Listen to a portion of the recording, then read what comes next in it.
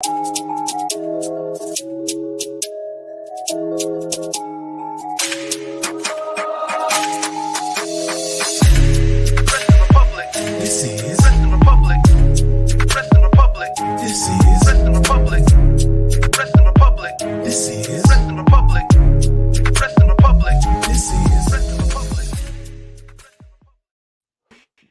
evening from London, wrestling fans. I'm your host, Ben Allison, and you are listening to Wrestling Republic's daily broadcast, your one-stop shop for professional wrestling insight, news, and reviews on a daily basis. It's Mailbag Monday, and you know what that means. It means we'll be answering questions submitted by you guys via our Instagram stories. It's going to be a fun one, and for a fun show, I need a fun panel. So firstly, the co-host of the show, Clark Taylor. How are things today, Clark? I have no idea who made that intro song, but dang, is it catchy, man.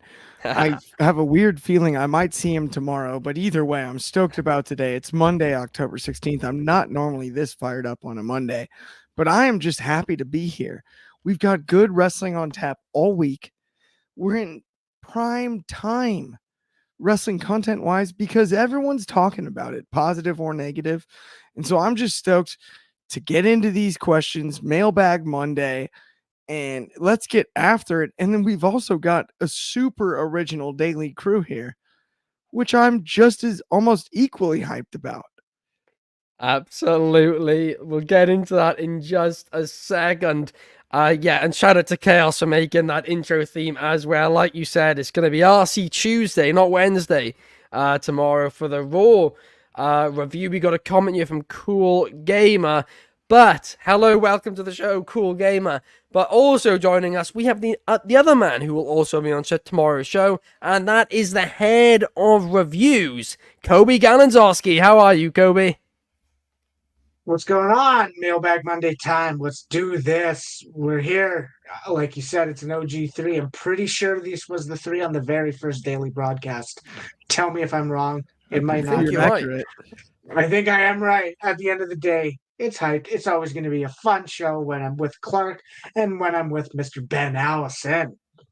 Absolutely. It's going to be a great one. I mean, this really is, the OG crew pretty much at Wrestling I think Republic. basically the first whole week was held down by this 3, plus Anthony jumped in there pretty shortly after, and then Soul and Chaos as well. But I mean, I believe the first, if not just the first episode, I believe it was the first 3. Wow. Involved at least 2 of the 3 of us, if not all 3 of us. All 3 episodes, which is hysterical because we are coming up on, I did the math, our 300th episode is in 2 days. This is Wednesday. I think, is it Thursday or Wednesday? So I got to go back and do the math. I've announced that I'm not a math guy before. It's either Wednesday or Thursday, and I'm not 100% sure, which is slightly embarrassing, but I'll admit it, at least while we're here in the discussion. But yeah, I believe it's Wednesday, but it might be Thursday. I'm not sure. We've got a comment from Bobby Batista who's saying the grizzled young veterans made their debut at Deadlock Pro Wrestling. Well, their independent, not debut, return against the Workhorsemen. Yes, we saw that earlier today, and they got a huge pop from that crowd there. We got Melissa in the comments. Shout out, Melissa, and giving a shout out to Clark there Melissa, as well. Give the people what they want. Best friends, me and Melissa. Trent and Chuck Taylor. Yes. In the middle of the ring. Give the people what they want. Yes. Ain't got nothing on Clark and Melissa. Yes. Let's get right into things, and let's, I thought we better start off, Monday, Monday's first show, the first show of the week. I wanted to start it off with an easy question for, all of you guys. So who's the best wrestler ever? At 1EE1EE on Instagram, great username that, is asking, who's y'all's GOAT? Roman Reigns cannot be included. I I'm going to be honest with you, I don't think, Roman Reigns is currently in that argument. When all is said and done, maybe he will be. But at this time, he's active, and he's only been active for like 10 years now. So I think it's too early to consider him in that argument. But there's a few different ways to interpret this question. The first one is, the best wrestler. But I don't think, when I think of greatest of all time in wrestling, I don't just think wrestler. I think a combination of, impact on the industry, in-ring talent, character work, promo work, all of it, all together, right? And how much of an impact that character made, and all of that together, right? So, Clark, I'm going to pass this very tough question to you first. Who do you think the GOAT of WWE is? I understand that this is a tough question, but this is actually an easy one for me because I've believed it was the same person since the first time I laid eyes on a wrestling ring. And it's Shawn Michaels. It's HBK. It's the Heartbreak Kid. He's the best to ever lace up a pair of boots. He's the best to ever do it bell to bell in my eyes. And I don't really think that one's close. And then if you add in the other parts of his resume, what he did promo wise, his ability to change characters, his ability to be timeless, the fact that he had 2 separate Hall of Fame careers, and now he's booking NXT the way he is, that doesn't even really matter in this debate, but let's throw that on top too. I mean, Shawn Michaels is in best ever territory and has always been, but he's almost undervalued in my eyes. Ric Flair now has gotten his flowers, right? There's a lot of crossover talent that gets their flowers, that have gone over to Hollywood. Cena and Rock, and that's no knock on either of those 2 performers. But what Shawn Michaels did for the industry, the super kick is this generation's DDT, but everyone does it because of Shawn. The selling in the corner, the strikes from a smaller wrestler to a bigger wrestler actually landing, you can attribute to Shawn. Shawn being the little guy that threw a great right hand against guys like Undertaker and Mankind, aka Mick Foley. I don't want to say started it, but he made it look real, and we bought it. We bought it in Hell in a Cell, Taker Shawn, the original Hell in a Cell, right? We bought it every time. We bought him when he was punching Bret Hart. And there's a lot of guys. Hangman Page throws big old right hands. Remind me a lot of Shawn Michaels. And as much as we like to talk about the super kicks, it's not just that. That's not just what he brought to the table. It's everything else. Pacing, his work against Diesel in WrestleMania. The guy was the best to ever do it. And we see everything about him in ring. But we also see it out of ring. He brought sarcasm to the table with DX. He was one of the first to do that. He started braiding his hair. He started making fun of everyone. He started doing all of that. He stood up as a heel to the babyface Stone Cold Steve Austin at WrestleMania 14 in what, in my eyes, is the most important match in WWE history. And he carried that with Mike Tyson's involvement. Realistically, that was well before Stone Cold became fully Stone Cold. He did that night win the title, but the Stone Cold drawing those huge houses, he owes Shawn a lot of credit for that along the way, because Shawn stood on the other end of that with a broken back. Then he missed 4 years, something we never talk about. And he came back and he had a second Hall of Fame career. If the second half of his career, after a basically career-ending back injury a la Edge, a la Saraya, a la Bryan Danielson, a la Christian, that type of an injury to his spine, he comes back after 4 years, and if you just include the second half of his career, he's a Hall of Famer. To me, he's the best to ever do it. Retired Flair. He is Mr. WrestleMania despite the record. I understand that the Undertaker was undefeated for all this time. Despite the record, Shawn Michaels at WrestleMania is unbeatable.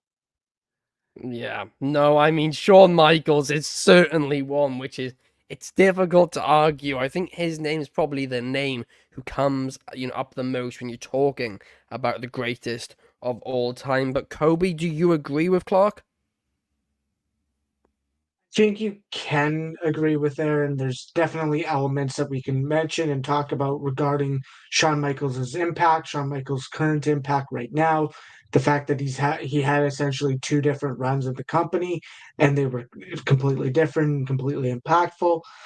But to me, a lot of people, when having this Mount Rushmore conversation, when having this greatest of all time conversation, I almost look to era defining stars. And I like the fact that you started this off by saying, well, you can't just think about the in ring aspect. And you can't. You got to talk about their mic skills. You got to talk about their charisma. You got to talk about their drawing power. You got to talk about what they brought to the table and for how long. And I kind of just gave away the thing. We talk about the Attitude Era. Hogan not an Attitude Era, but Hogan lasted a long time in the golden age doing his Hulkamania. Then he originated himself with the NWO. You got the Attitude Era, brought us two people where a lot of people say Stone Cold's my favorite wrestler, the greatest of all time. Same for The Rock. But Ric Flair lasted a lot longer than all of these men, and he had a longer career. To me, John Cena has to go down to that into that conversation of greatest of all time. When you think of Stone Cold, he was on top of the world for what, 7 years, maybe 7-ish years. John Cena lasted 15.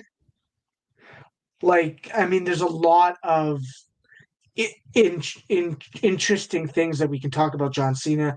He really is the flagship bearer for the Ruthless Aggression era. He was really kind of the flagship superstar of the early 2010s. And I think, like, Triple H said it on the press conference for Fastlane. The fact that we're getting him now, and there's people quite like don't question it, don't have issues with it, just enjoy it where it lasted. Where just enjoy it while it lasts. And Cena being here is great. I can't say anything bad about him because I truly feel he's had such a big impact. It really and keep in mind, we went from Hulkamania being eat your vitamins, kids, to the Attitude Era where it was kind of the biggest mainstream era of WWE. The Cena, after the Thugonomics and stuff, he brought it back to, okay, this is about making fans. This is about making people stay. He's he, obviously this isn't in wrestling, but he's made the most wishes of all time with the Make a Wish Yeah, Foundation. great point. Obviously, you can't really connect that to being the greatest of all time for wrestling, but it just shows you how much of an impact and how much he genuinely cares about wrestling as a whole. And I think it is Cena, and Yeah, that's I not mean, just the Cena fan talking. you can say that it does, it doesn't necessarily affect it, but at the same time, that obviously he's doing it for charity and all that, but it's also he's a company man, he's going out there and being the face of the company, and that does contribute to it. But we got a comment here from Daniel Price who's saying he doesn't owe Michaels anything. And Michaels didn't even want to drop the title to him. Undertaker had to threaten Michaels to make sure he went through with doing the job for Yeah, Austin. so Clark? Stone Cold Steve Austin at that time, and revisionist history is delightful, but Shawn Michaels winning the title off Bret Hart in '96 at WrestleMania 12 was gigantic as the boyhood dream, as the ultimate epitome of the previous era, right? The ultimate white meat babyface, and to turn into the Degeneration X character that he did and help lead the charge into the Attitude Era. Whether he was difficult to work with or not is irrelevant on this one. I hear where you're coming from there. That's delightful. He still wrestled with a broken back and bumped around for Stone Cold Steve Austin, who was coming off of a broken neck he suffered at the hands of Owen Hart, right? Shawn bumped harder in a match that basically was the last one he wrestled for 3.5 years till he wrestled one that nobody likes to acknowledge before returning against Triple H.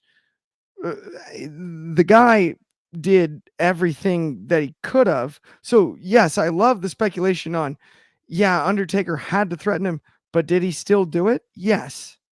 Yes, he absolutely still did put Austin over in Austin's biggest spot, and it led to the Austin McMahon rivalry evolving into something even larger than it was before, because guess what Austin couldn't do? That's wrestle Mike Tyson. As great as that segment is, and that's what we all remember it for, Mike Tyson wasn't stepping in a wrestling ring. He was playing an entirely different role at that time. That wasn't going to happen. He needed somebody on the other side, and that was Shawn Michaels. And whether Shawn Michaels was easy to work with or difficult to work with, he still did the absolute right thing, and it was the turning point in the Monday Night Wars.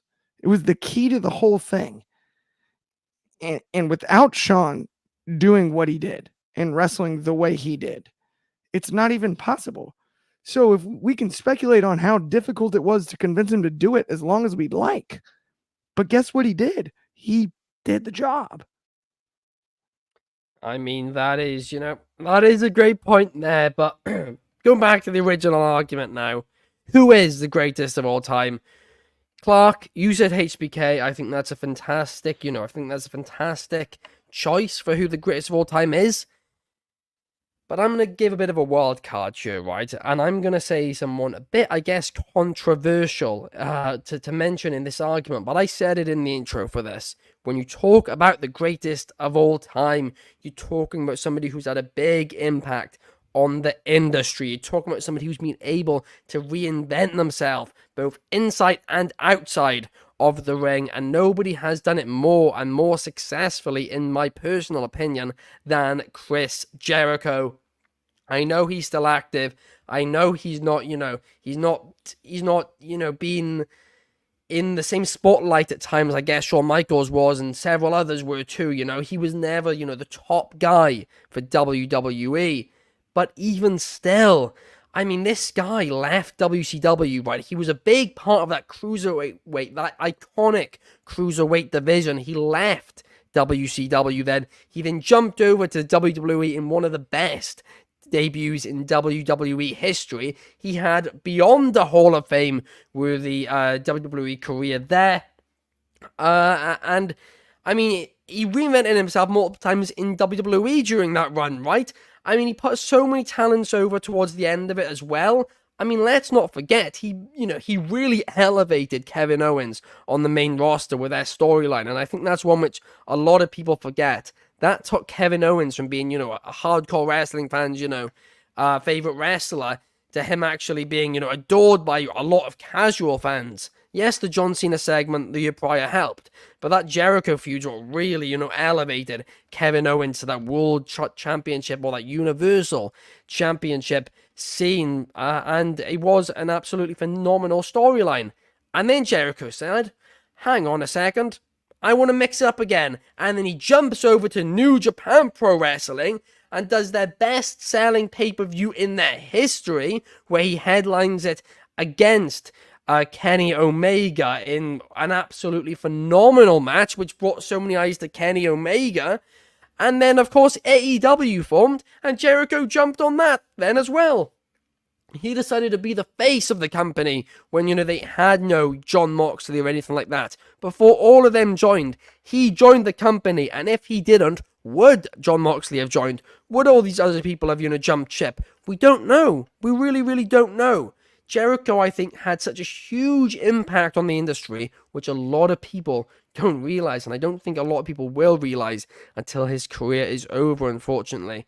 But yeah, first AEW champion as well, but this guy has been a star in 3 companies, and for me personally, I think Chris Jericho is the greatest of all time. But now, let's move from talking about the past to talking about the future. Because it's one of these names where I'm not going to be able to pronounce it that well because there's so many underscores and all this in it. But I think it's at Itaza _Rabini on Instagram is asking, Roman versus The Rock or Roman versus Cody at WrestleMania 40? And I've been thinking about this for a while now, right? And I've come to the conclusion that I'm convinced Roman Reigns is not losing at WrestleMania this year. I don't think that's going to happen because I think there are multiple feuds, right, that are going to happen before he drops the title. I think we're going to have Jey Uso versus Jimmy at WrestleMania, and then after that, I think we're going to run Jey versus Roman one more time and have that be, the real one where you're like, will he drop the championship? Is this finally Jay's time? I also think they're going to do Jimmy Roman, and I also do think we're going to get Solo Roman as well. Maybe Carmelo Hayes Roman, maybe Bron Breakker Roman, and maybe, the Styles, Bobby Lashley, a few other people who, we haven't seen Reigns face yet. So I think, to be honest with you, we're seeing at least from now another 9 to 12 months at least a Roman Reigns' championship reign. So with that being said, I think it's going to be The Rock because I still think Cody's going to be the one to take the championship off Roman. So yeah, I reckon at WrestleMania 40 it's going to be Roman versus Rock, with then Roman versus Cody happening down the line next year. But Clark, give me your take on this one. I'm excited about the whole thing. I've long presented the Rocky 2 story. I just saw a comment from Josh Markowitz. We are no spoilers, Josh. Come on, you're better than that, but not the point. I just wanted to see, Rocky 2. It made sense. I laid it out. But as much as I'd like to see Rocky, I'd rather see Rock, pun intended, I guess. I saw that coming. There's nothing I can do there. The Rock is who I would, of course, rather see face Roman Reigns. Now, how do you make this special at WrestleMania 40? I would love to see the elders, aka Alpha and Sika, be the ones that interfere and mess the Rock around. I want this to be about the tribal chief scenario, and I don't want. I want to be shocked in the moment that Roman not only retains, but it's the rest of the family that's on his side, not necessarily the entire bloodline currently, but Alpha and Sika, maybe Rikishi, whoever it may be, ends up being the one that puts the dagger. Rikishi would be ideal with given the I did it for The Rock. He turns on The Rock for Roman. It's 15 years in the making. That one would be 20 years in the making, basically. That would be iconic. Something like that. I would rather see, and I agree with Ben in that Mania 40 is not the time to take the belt off Roman just yet. We've ended enough manias with him standing tall. Why stop now? Because we keep buying them. And that one where he doesn't, that moment will be off the charts. And whoever we make better be really, really, really made. But there's nobody that's quite ready for that yet. Absolutely, I couldn't agree more. Because, I don't think there is anybody, really ready yet. We got a few comments here. Firstly, from Greg. Welcome to the show, Greg. We've also got one from New Orleans Superfly saying that this is just a question, but would Hulk Hogan during his time as a wrestler be considered one of the GOATs? I mean, I think there's certainly, speaking, an argument yes, promotionally, as a character. In ring, that's another one. Bell to bell, absolutely. He just doesn't qualify in my eyes. And we got a few other comments here. We got number one Superfly again saying he'd rather have Roman versus Cody. He doesn't think we need to have Rock wrestle, as he wants WWE to focus on younger stars. I agree, but my only caveat would be that we only have so much time to see The Rock wrestle Roman Reigns, and it'd be nice to see it outside of a video game. And Daniel Price is in the comments being a bit mean to Chris Jericho there. I mean, you don't know him personally, in fairness, unless I know something you don't. But I'm going to be honest. I mean, we're not a dirt sheet, but everybody I've ever known to, encounter Chris Jericho has said very much the opposite to that. And he's an absolutely great guy when you deal with him, to be honest with you. But let's he now... did call him names in that comment. That's yeah, I know. It's a bit mean, isn't it? But no, I've only heard good things about Chris Jericho. Keep in mind the amount of money he donates to families in need. Yeah. Like wrestling families. Like also done like there's a massive list of 4 decades of people who he's donated. of entertainment is huge. Right.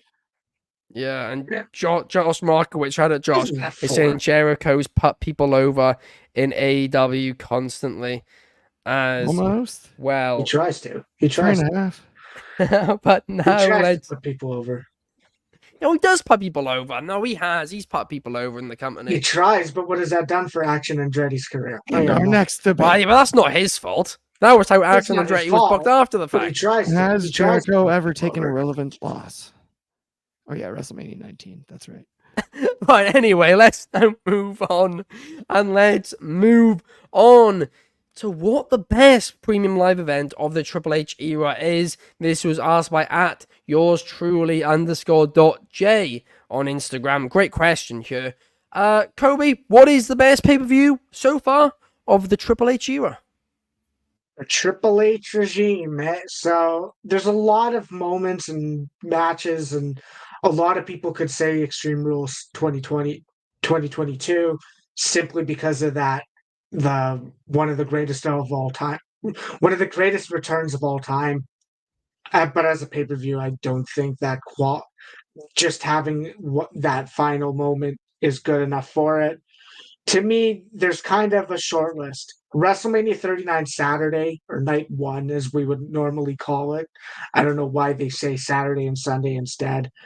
But WrestleMania 39 Saturday, I mean, from top to bottom, that show, the matches was great. Obviously, that's biased because we were there. Clash at the Castle 2022 is probably another one up there. I think that's the first and only pay per view right now to get a 5-star show review under our Republic scale. But the other two from this year that come to mind right here are Elimination Chamber 2023. You had 2 classic chamber matches. You had a great mixed tag match. And you had Lashley versus Lesnar. And then you had that main event where Sami Zayn was truly able to become a main event talent. And then you also had Backlash of this year. Like that's another one that I keep going back, and there's great matches. I mean, we talk about one of the greatest entrants of the year. It still belongs to Bad Bunny because of that Puerto Rican crowd. It was phenomenal. It's amazing. To me, out of those 4, I gotta go with Backlash personally. I think that's the show that hits every nail on the head. It's flawless, has an amazing atmosphere that if you go back and watch, you're going to get goosebumps regardless. And I think that's the one that I'm going to consistently go back and say, oh, that had this, and that had the Bad Bunny stuff, and that really put Damian Priest on the map and set him up for, okay, we can trust this guy to give him something like a Money in the Bank. It to me is the greatest pay per view of the Triple H regime. I mean, that is, I think that's a great point. And you mentioned a lot of pay-per-views, a lot of them great ones. I was at a couple. You mentioned Clash and WrestleMania, and also Money in the Bank I thought was great too. But for me, a bit biased because, again, I was there. But for me, I'd honestly have to say I'm going to go Clash at the Castle. But now let's move on and let's talk. Mania Night 1. Mania Night. I felt ill Mania Night 1, right? Well, and that you got a free jacket, so I did. That was very much appreciated. Mania, I preferred. I was the only person who preferred Mania Night 2, and the only reason that makes sense, I think, is because I was ill Night 1. So Mania Night 2, I was just loving life. But Clash just marginally beats Mania Night 2, for me personally. Although if we're combining them, then definitely WrestleMania. But anyway, let's now move on and let's talk the Intercontinental Champion, because there are a lot of names for underscores, aren't there? At we_D_N76 is asking thoughts on the next Intercontinental Champion. Actually, I missed one here. That's the next one. This one we're answering is from at Med Bilal underscore. Yeah. Underscore Awan on Instagram. Shout out to you. I'm sorry I butchered that. Who was asking, will a loss from Roman Reigns affect LA Knight's momentum, or will he capitalize on it and win the Royal Rumble and then the World Heavyweight Championship? And Clark, I'll send this one to you. Will it hurt LA Knight? Yeah. I think it depends on how he loses and how he looks when he loses. If this is a really high quality match and he looks like he could win it and the crowd's still behind him and he takes a loss to Roman Reigns, I think it can only benefit him. And your idea about him heading to the Rumble and challenging for the World Heavyweight Championship, no matter who's carrying it at that time, maybe Damian Priest, it could be anyone, I think is fascinating, and taking the Royal Rumble out of the picture for that undisputed Universal Championship that we've previously spoke about being Rock or Cody, relevant wise, maybe a Jey Uso here or there. For WrestleMania 40, I think that's the move. And I think if anything, actually, this loss to Roman Reigns, if done properly, can only elevate the character. I don't see it burying him unless it's a squash match, which I think could only happen due to injury. And I would say for LA Knight's sake, this is best case scenario. He's finally in the spot where no matter what, he's going to look better coming out of this, even in a loss. He just is, because he just rubbed elbows with Roman Reigns, and I think that's ideal, and I'm cool with that. Absolutely. I couldn't agree more with that. But now we'll get to the one I just mentioned a second ago, the question from @we_d_n7776 on Instagram, who is asking, thoughts on the next Intercontinental Champion? So I think they're saying, who will be the next Intercontinental Champion? Who should beat Gunther for that title? Kobe, give me your take. There's two things I want to kind of address and sit here and say. About 6 months ago, we were all on the Sheamus hype train, saying Sheamus deserves it. Whether it was at WrestleMania or if he faced him at Money in the Bank, we all thought Sheamus should rightfully dethrone Gunther. Right now, we don't have a future UK pay-per-view announced. We don't know when that is. I assume it's post-Mania. If it is next year, we assume we at least will get one next year, because they aren't going to not go to the UK again. So I don't think it's Sheamus right now. The thing to me is there's no way. The other no way is there's no way they're waiting for Ilya Dragunov, because you in order to even give him the win, you're going to need him on the main roster. You're going to need him to at least be over or get him over to a degree. I don't think you're waiting for that, because that could be at least another year and a half. To me, and I don't know whether they're waiting for WrestleMania for this. I'd be shocked if they're waiting for WrestleMania to do this match. But I think Chad Gable has to be that guy. Like, we talk about underappreciated wrestlers. We talk about guys who deserve a spot. That was Gunther's best rivalry next to Sheamus in terms of the Intercontinental Championship. I don't know if they're waiting for WrestleMania or if they're waiting for Survivor Series, because Survivor Series is such a wrestling crowd because it's in Chicago. I think that's the event you do a Gunther Gable match, whether it's a 2 out of 3, whether it's a 30 Iron Man. I don't think it'll be a 30 Iron Man. But that to me speaks out like, okay, if you're gonna wait or postpone it a bit, you either do it at Survivor Series or you're gonna do it at WrestleMania, which I don't think you do it at WrestleMania, because there's bigger matches for Gunther. I mean, I think Chad Gable is certainly a good shout, Kobe. I think that definitely, could be an option to happen there. I mean, for me personally, I think there's going to be somebody who's going to come in on their debut and win it, and I think that man's going to be Carmelo Hayes. First night on Raw, I think he's going to do it. And I think, I think it's going to be a complete shock. Debut shock. Who is this guy? If you were going to do that, I'd rather have Breaker. I don't think. I mean, either one. Yeah. I don't think you can rightfully do that shock with Carmelo Hayes. Beating Reigns? Personally, I don't think so. No, I don't think they could. Like, Reigns' title reign, that's too big. But Gunther's, I think. Not Reigns. Gunther, I think you could do it with that mid card title and really elevate a star that way. I think you'd have to do that with someone you're gonna. I think Gunther should lose to Bobby Lashley, but they're not on the right brand, and it's Well, we don't know how long he's on it for. They might be very soon. But now let's move on and let's talk. And this is a fun one, guys. Let's talk about CM Punk, right? We don't know if he's going to return to WWE. We don't know if he's retired from wrestling. We're going to just have to wait and find out. There's no point speculating. But what we will speculate on is if he does come back, who should his first opponent be?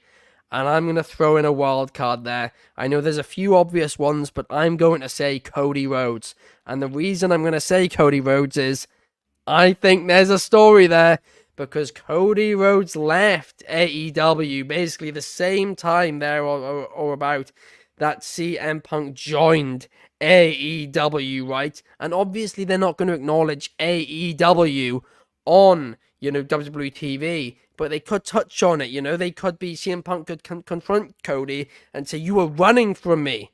And I just think there's a story to be told there. Maybe they tell a story which nobody knows about. Maybe we find out that he was the reason Cody left where he used to work.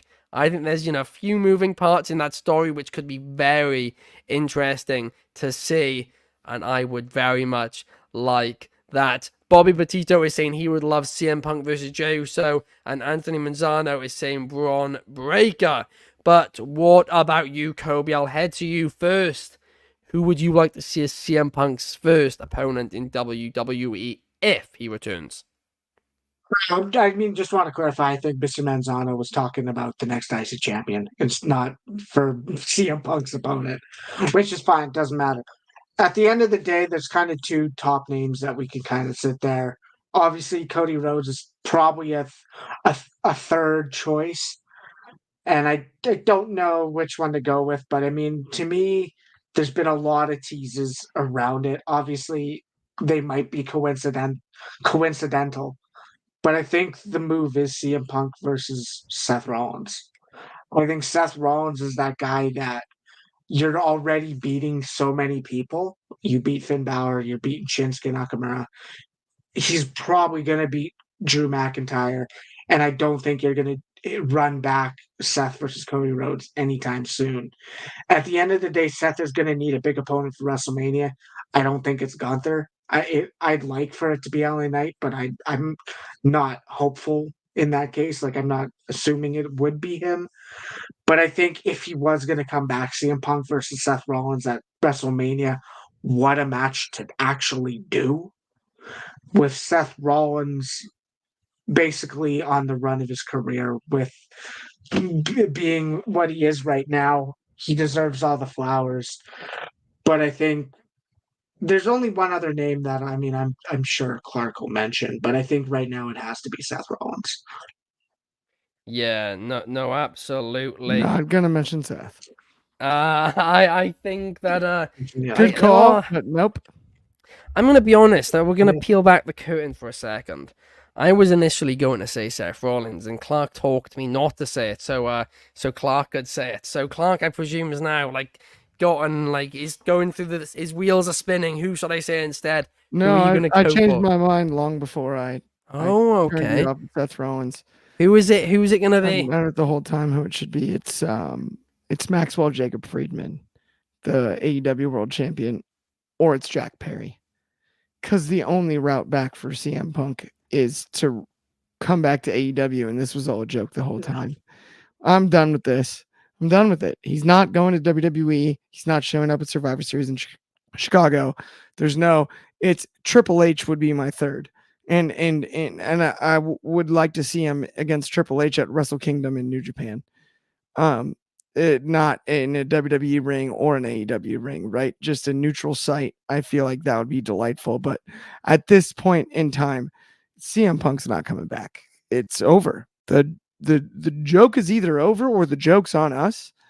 And he does come back and wrestle Jack Perry or MJF. The stories that have been left untold. But at this point, the joke's over. It's unfortunate. It sucks. As a Chicago dude, I rooted for the guy for so long, wanted to see him come back, was begging for him to come back for all 7 years. Really believe in his talent. I really believe in his talent. Build a bell on the mic, athletically, all of that, his charisma, all of that. It's over. He's not coming back to the WWE.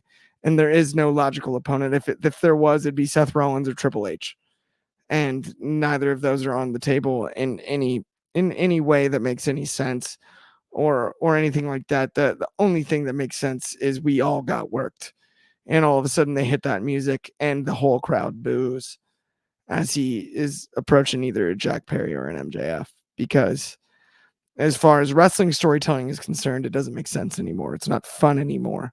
The returns, it's gone. The hitting Cult of Personality and him coming out to the ring, that pop, it's over. He told all the stories, he did all that. It's too late now. So unless it's to get booed to face Jack Perry or to get booed to face Max, I think it's worthless in anyway. Well, Anthony Manzano saying that if CM Punk was to return, he thinks that CM Punk would like to wrestle some people from NXT, Carmelo Hayes or Bron Breakker. I'd love to see Carmelo Hayes versus CM Punk, but Clark, if you want my personal opinion on this matter, right? I mean, this entire question was, hypothetically, if he was to return, who would he face? But if you want my honest opinion, I agree with you. I don't think he's coming back. I don't think he's going to AEW either. I think he is done. And Daniel Price is saying WWE's got zero reason to want or need him back. Impact or NWA are pretty much the only feasible options, and neither would pay him the ridiculous amount he thinks he's worth. Well, this is what's interesting. I can give you one Impact, reason on the WWE side, and that's just as the ultimate look what we did. Yeah, I mean, true. Yeah, that's a reason for sure. I would say not zero reason, but either way, I'm sorry, Ben. Yeah, but I mean, here's the thing, right? Impact actually could, because they could pay that money. They do. Their parent company has more than enough of that money, right? And for Impact, it would be a big thing. And CM Punk, he said it himself. He's a big fan of Impact Wrestling, right? I don't think it's impossible for that to happen. They've had issues with AEW too. I don't think that is off the table. I don't think it's likely, but I think it's more likely than WWE. I do think if he does return, it will be Impact. NWA isn't happening. I don't think, politically speaking, I think there would be some issues there. But yeah, I mean, for me personally, I think Impact kind of would be the one, if there is one. There's another question as well we got that I know Clark I think wants to touch on, and that's that earlier on Daniel Price saying LA Knight might get a DQ win over Roman Reigns, but he's not getting the belt. If he loses, he'll get protected, and no, a loss will not elevate him, but it won't bury him either. Clark, what did you want to add to this? I would ask him if Stone Cold was elevated by the loss to Bret Hart at WrestleMania 13 or not. I would ask about the round of applause that Orange Cassidy got in losing the title at All Out only this year in a loss, if that elevated him. I do think that you can be elevated in a loss. In fact, I would go as far as saying McIntyre was elevated as well as he's been in a loss to Reigns. Jimmy Uso has been elevated in only losses to, I'm sorry, Jey Uso, not Jimmy, Jey Uso, the other Uso, has been elevated in only losses to Roman Reigns. And not only that, Cody Rhodes, win or lose, was elevated after the main event this year. Samuel Zayn against Roman Reigns, and that was the dang it, Kobe. That was my final one. I was gonna go, and then I was gonna go, and just in this calendar year, how about Sami Zayn? Thank you, Kobe. Yes, I mean it's numerous people have been elevated in losses to Roman Reigns. Not only that, been elevated in losses that made their careers. I mean, let's say this, right? Let's say if LA Knight faces, I don't know, let's give me somebody randomly in the mid card right now. Omos, right? No, not even. I mean, okay, we'll go Omos. Right? Loses to Omos tomorrow night, tonight on Raw. Yeah, neither of them on Omos Ridge.